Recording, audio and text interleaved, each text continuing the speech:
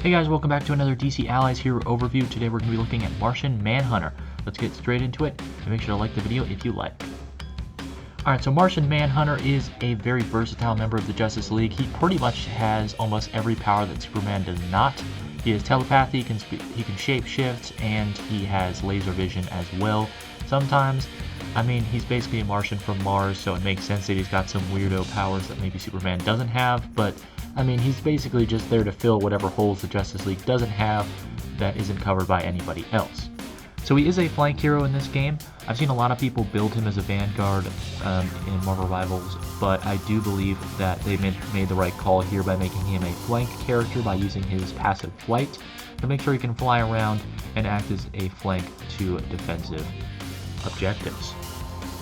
So of course his first ability is similar to most kits that have him as a tank, pulse punches, except this time instead of just extending his hands like Mr. Fantastic, they pulse punch, meaning that not only does he punch an enemy, but he also blows them back from himself, meaning that he is a very defensive flank, as he basically will punch a healer into a wall and into a corner. I've seen many people use this to just punch them into a corner because they won't be blown away, they'll just be pushed back against the wall and be unable to escape you, which is a very overpowered way to use that melee ability. His passive Red Cross gives him passive flight, but also allows him to charge up from his passive.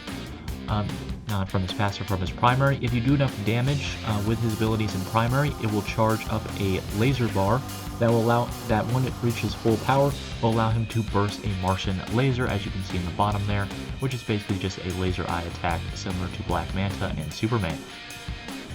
His first ability, Covert Ops, takes advantage of the fact that he can turn himself invisible.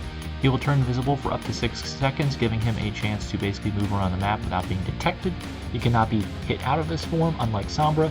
If he's hit while he's invisible, he will not reveal himself. He will stay invisible until his 6 seconds are up. His second ability, Phase, is a very passive sort of ability. It only has 2 seconds on its cooldown, but it allows him to phase through walls, as you can see there with intangible phase. It allows him to shift and basically just move through any structure.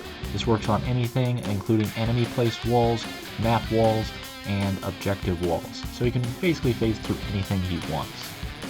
And then ability 3 allows him to locate any enemy through walls and teleport to them, mark them, and then teleport back. Basically allows him to mark an enemy, show their location where they are, wherever they are on the map, to his entire team for up to 6 seconds, which is very useful. Basically allows you to highlight maybe a healer and say, hey, this is where the healer is, hey, this is where the turret person is, hey, this is where Superman is, go beat the crap out of him, anywhere. And that basically just allows your team to have constant tabs on maybe healers or critical players that need to die on the enemy team.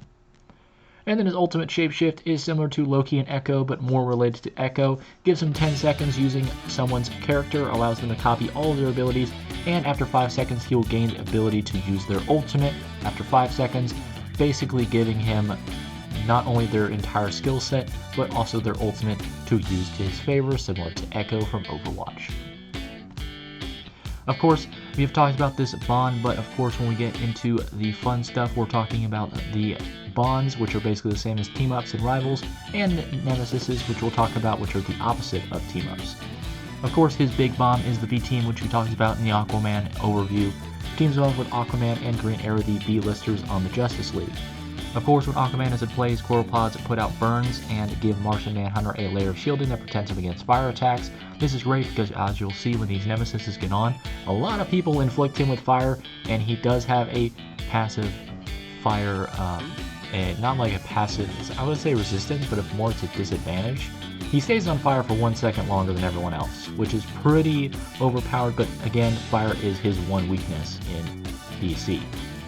Of course, when Green Arrow's in play, anytime Martian Manhunter gets a final hit, he will give himself a passive stamina bar, similar to Dead Sprint for Green Arrow, which allows him to double jump, climb over walls, mantle over ledges, hurtle over objectives and traps, and slide underneath shields. And of course, when Martian Manhunter in play, he gives Green Arrow the extra ability of Into the Shadows, which allows him to replicate Manhunter's invisibility for 6 seconds, basically allowing Green Arrow to do the same thing that Martian Manhunter does with his invisibility for 6 seconds, which is pretty damn cool. But now we get into the nemesises, and of course we got to talk about Build Back Stronger. While Aquaman was basically beating into Metamorpho because he's immune to fire, Martian Manhunter is the exact opposite. Metamorpho basically can beat him up and take him down. Metamorpho is a hard counter to Martian Manhunter based on this. When Metamorpho is on the enemy team, his fire casts inflict burn on Martian Manhunter for 1 second longer than anyone else, as well as his fiery forearm, giving him 2 fire abilities that will leave Manhunter stranded. And of course, when fire forearm burns Martian Manhunter, he also takes burn from both himself and allies that are around him, basically meaning he takes double burn effects if he is around other characters that are also on fire from Metamorpho's fiery burn, which is highly consequential. Another arcane flame is Green Lantern or Zatanna versus Martian Manhunter. But, sorry. When Green Lantern or Zatanna are on the enemy team, Martian Manhunter gains a new ability called Psycho Link. He can use this on either hero, hacking Green Lantern's ring, disabling all but using his primary, including his passive. This basically renders Green Lantern only able to use his primary from his ring. This is because the ring is linked to his imagination, so with a Psycho Link connected to a Martian Manhunter's telepathic abilities, you can basically disable Green Lantern from using his imagination and therefore disable him from using most of his abilities from his ring. This works the same on Zatanna, as Zatanna's magic is mostly spoken word, which means he can just prevent her from speaking with his telepathic link, which prevents her from using her spells and her passive. But there is one thing that Zatanna does to Martian Manhunter that Green Lantern cannot, and that is she has the power of flame.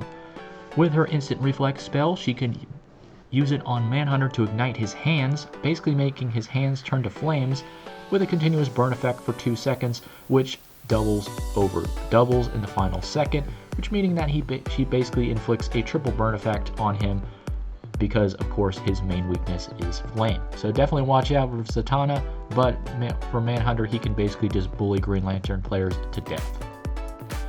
Another one is Fear the Sky, Sinestro versus Martian Manhunter. The reason why we talked about this with Aquaman, as he can make him fear the seas, but with Sinestro, he really only has to do one thing, and that is make Martian Manhunter fear fire, because he already does.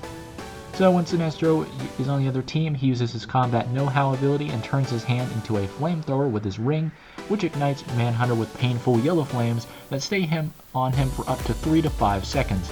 Burning into him for 3 to 5 seconds is highly toxic to Manhunter and basically is almost an easy clap when it comes to 1v1ing. Another nemesis is Feed the Flames. We talked about Deadshot being good against Aquaman.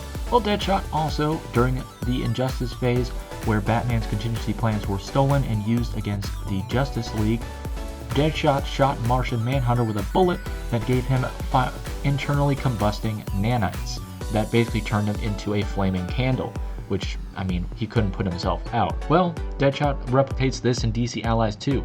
His world deadliest sniper round inflicts Manhunter with nanite particles that internally combust, similar to the situation that happened in Justice League Unlimited, which caused Manhunter to burst into flames, burning him for 2 to 3 seconds while weakening his damage output. So not only burning him, but also weakening the damage he deals.